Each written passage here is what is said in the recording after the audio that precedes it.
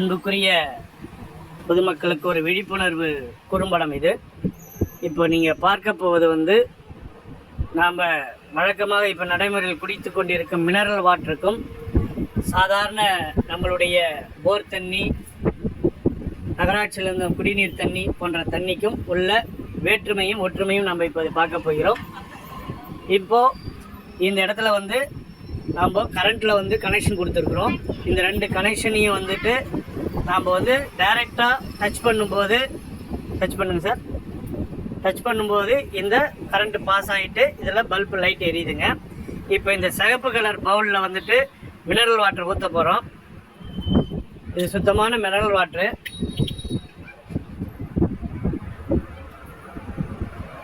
இந்த மினரல் வாட்டரில் இப்போ கரண்ட்டு பாஸ் ஆவது இல்லை என்பதை உங்களுக்கு கண் முன்னாலே காமிக்க போகிறோம் பாருங்கள். இதில் இல்லை அப்படியே வைங்க. இது பாருங்கள், உள்ளே பாருங்கள், கரண்ட்டு பாஸ் ஆகலை, பல்ப் எரியல.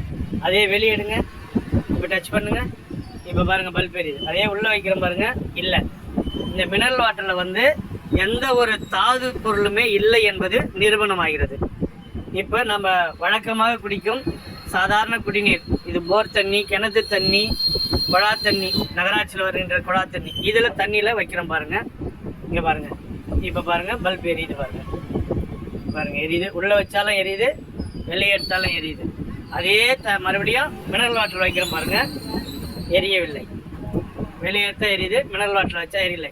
இந்த மினரல் வாட்டர் தான், இதுதான் மினரல் வாட்டர். இது எந்த கம்பெனியாக இருந்தாலும் சரி, இந்த மினரல் வாட்டருக்காக இந்த மாதிரி ஒரு அவேர்னஸ், விழிப்புணர்வு குறும்படம். இது எதுக்காக இந்த குறும்படத்தை நாங்கள் போட்டிருக்கிறோம்னாக்கா, மினரல் வாட்டர் குடிப்பதால் அத்தனை தாதுக்களும் அதில் உறிஞ்சி ஃபில்டர் செய்து எடுக்கப்படுகிறது.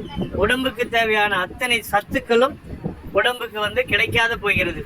இதனால் எலும்பு தேய்மானங்கள், நரம்பு தளர்ச்சி போன்றவை, மூட்டு வலி போன்றவையெல்லாம் ஏற்படுகிறது. ஜீரோ, அந்த தாது ஒன்றுமே இல்லை இதில். இது கம்பெனியில் எந்த மினரல் வாட்டராக இருந்தாலும் இதில் எந்த ஒரு தாது பொருளுமே மினரல் எதுவுமே இல்லை.